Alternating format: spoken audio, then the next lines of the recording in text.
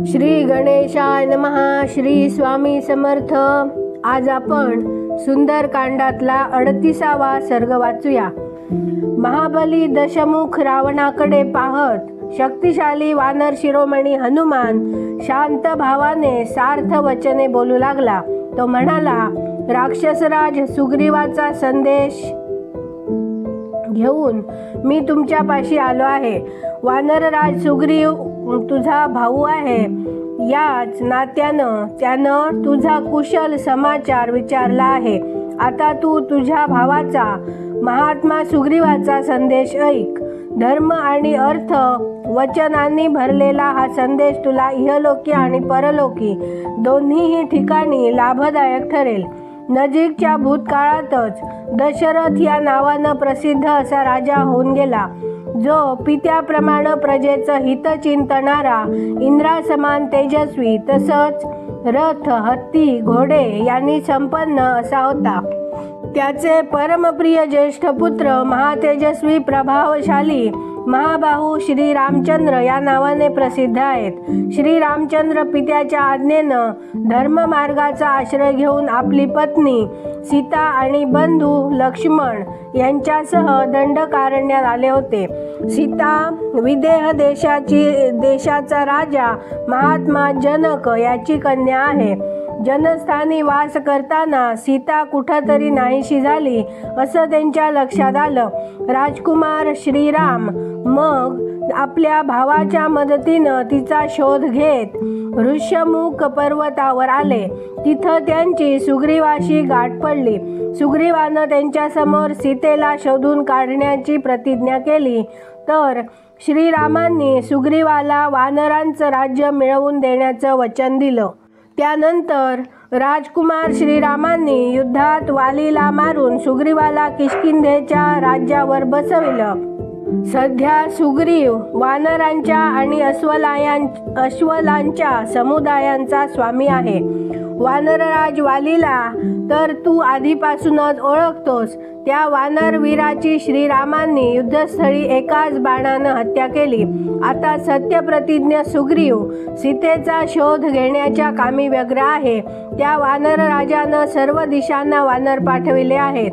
यावेळी शेकडो, हजारो आणि लाखो वानर संपूर्ण दिशात, आकाशात तसेच पाताळात सीतेचा शोध घेत आहेत. त्या वानरवीरातले कुणी गरुडाप्रमाणे वेगवान आहेत, तर कुणी वायुवेगी आहेत. त्यांची गती अनिर्बंध आहे. ते कपिवर शीघ्रगामी आणि महाबली आहेत. माझं नाव हनुमान आहे. मी वायुदेवाचा औरस पुत्र आहे. सीतेचा शोध लावावा आणि तुमची सर्वांची गाठ घ्यावी या उद्देशानं मी 100 योजन समुद्र पार करून तीव्र गतीनं इथे आलो आहे. हिंडता हिंडता तुझ्या अंतःपुरात जनकनंदिनी सीता माझ्या दृष्टीस पडली. महाप्राज्ञा, तू धर्मतत्व आणि अर्थतत्व जाणतोस. तू मोठा तपस्वी आहेस. तेव्हा परस्त्री आपल्या घरी डांबून ठेवणं तुझ्या दृष्टीने कदापि उचित नाही. धर्माविरुद्ध केलेल्या कार्यात अनेक अनर्थ भरलेले असतात. ते कार्याचा मुळापासून नाश घडवून आणतात. त्यामुळंच तुझ्यासारखे बुद्धिमान पुरुष अशा कार्यास सहसा प्रवृत्त होत नाहीत. देवात आणि दानवात असा कोण वीर आहे की जो श्रीरामचंद्रांचा कोप जागा केल्यानंतर लक्ष्मणानं सोडलेल्या बाणांसमोर टिकू शकेल? राजन, तिन्ही लोकात एकही प्राणी असा नाही की जो भगवान श्रीरामांचा अपराध करूनही सुखी राहील. म्हणून माझं म्हणणं ऐक. जानकीला श्रीरामचंद्रांकडे परत पाठव. माझं म्हणणं धर्म आणि अर्थ यांना अनुकूल आहे. ते तिन्ही कालांना हितकर आहे. मी या देवी सीतेचं दर्शन घेतलं आहे. जी दुर्लभ वस्तू होती तिचा लाभ मला झाला आहे. यानंतर जे कार्य बाकी आहे ते साधण्यासाठी श्री रघुनाथच निमित्त आहेत. मी इथं सीतेची अवस्था पाहिली. ती शोकमग्न झालेली आहे. तू तिला जाणीत नाहीस. रावणा, तिला घरी ठेवून घेणं हे 5 फडांनी नागिणच घरात ठेवून घेण्यासारखं आहे. अत्यंत जालिम विष मिसळलेले अन्न खाऊन ज्याप्रमाणे कुणी कितीही बलवान असला तरी ते पचवू शकत नाही, त्याचप्रमाणे सीतेला आपल्या शक्तीने पचविणं देवांना आणि असुरांना देखील असंभव आहे. तू तपस्येचे कष्ट करून धर्माचा फलस्वरूप असा हा ऐश्वर्य संग्रह केला आहेस. तू शरीर आणि प्राण चिरकालपर्यंत धारण करण्याची शक्ती प्राप्त करून घेतली आहेस. त्याचा विनाश करणं उचित नाही. तुझ्या तपस्येमुळं तू देवांना आणि असुरांना अवध्य झाला आहेस. मात्र ती अवध्यता गृहीत धरूनही तुझ्या वधाचं दुसरं कारण उपस्थित झालं आहे.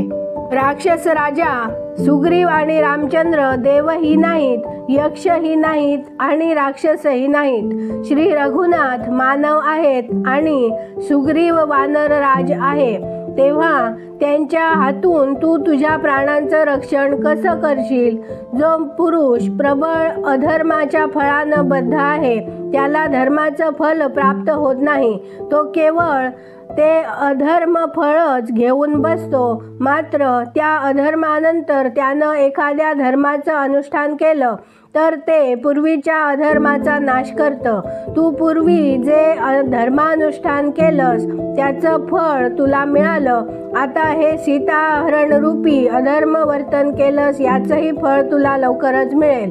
जनस्थानी झालेला राक्षस संहार, वालीचा वध आणि सुग्रीव श्रीराम यांची युती या तिन्ही घटना नीट विचारात घे आणि त्यानंतर स्वहिताचा विचार फिरून एकदा कर. जरी मी एकटा देखील हत्ती, घोडे आणि रथांसह सर्व लंकेचा नाश करू शकतो तरी श्री रघुनाथांचा विचार तसा नाही. त्यांनी मला या कार्यासाठी अनुज्ञा दिलेली नाही. ज्या लोकांनी सीतेला तिरस्कृत केलं त्या शत्रूंचा स्वतंत्र संहार करण्याची श्री रामचंद्रांची वानर आणि अश्वलांसमोर प्रतिज्ञा केलेली आहे. भगवान श्रीरामांचा अपराध केला तर साक्षात इंद्रही सुखात जगू शकणार नाही. मग तुझ्यासारख्या सर्वसाधारण लोकांची काय कथा, जिला तू सीता या नावानं ओळखतोस आणि जी यावेळी तुझ्या अंतःपुरात कोंडलेली आहे, ती संपूर्ण लंकेचा विनाश करणारी काळरात्रच आहे असं समज. सीतेचं शरीर धारण करून तुझ्यापाशी काळाचा फास पोहोचलेला आहे.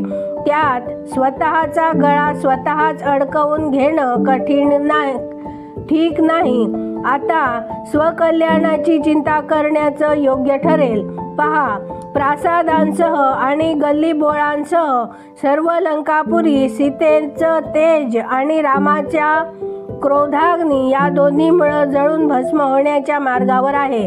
अजूनही वाचिवतीला अजून वेळ गेलेली नाही. या मित्रांना, मंत्र्यांना, कुटुंबियांना, बंधूंना, पुत्रांना, हितकर्त्यांना, स्त्रियांना, सुखभोगाच्या साधनांना तसंच सर्व लंकेला मृत्युमुखी पोहोचवू नकोस. राक्षस राजेंद्रा, मी भगवान श्रीरामांचा दास आहे, दूत आहे. मी त्यांच्या सेनेतला विशेष वानर आहे. माझं हे सत्यवचन तू ऐकावंस. महायशस्वी श्री रामचंद्र चराचरांचा संहार करू शकतात. प्राण्यांसह सर्व लोकांचा संहार करून पुन्हा सृष्टी रचना करण्याची शक्ती त्यांच्या ठायी आहे. भगवान श्रीराम श्री विष्णुतुल्य पराक्रमी आहेत. देव, असुर, मनुष्य, यक्ष, राक्षस, सर्प, विद्याधर, नाग, गंधर्व, मृग, सिद्ध, किन्नर, पक्षी तसंच अन्य सर्व प्राण्यात कुणीही कुठंही कुठल्याही वेळी असा नसेल की जो श्री रघुनाथांशी युद्ध करू शकेल. सर्व लोकेश्वर राजसिंह श्रीरामांचा असा महान अपराध करून जिवंत राहणं तुला जड जाईल. निशाचर राज श्रीरामचंद्र तिन्ही लोकांचे स्वामी आहेत. देव, दैत्य, गंधर्व, विद्याधर, नाग तसेच यक्ष हे सर्व मिळूनही युद्धात त्यांच्यासमोर टिकू शकणार नाहीत. 4 मुखांचा स्वयंभू ब्रह्मदेव, 3 नेत्रांचा त्रिपुरनाशक रुद्र किंवा देवांचा स्वामी महान ऐश्वर्यशाली इंद्र देखील समरांगणात श्री रघुनाथांसमोर थांबू शकणार नाही. वीरभावाने निर्भयपूर्वक भाषण करणाऱ्या महाकपी हनुमानाची वचने मोठी सुंदर अतिशय युक्तियुक्त होती, तरीही रावणाला ती अप्रिय वाटली. ती ऐकून अनुपम शक्तिशाली दशानन रावणाने डोळे तारवटून सेवकांना हनुमानाच्या वधाची आज्ञा दिली. इथे 38वा सर्ग पूर्ण झाला. उद्या आपण 39वा सर्ग वाचूया.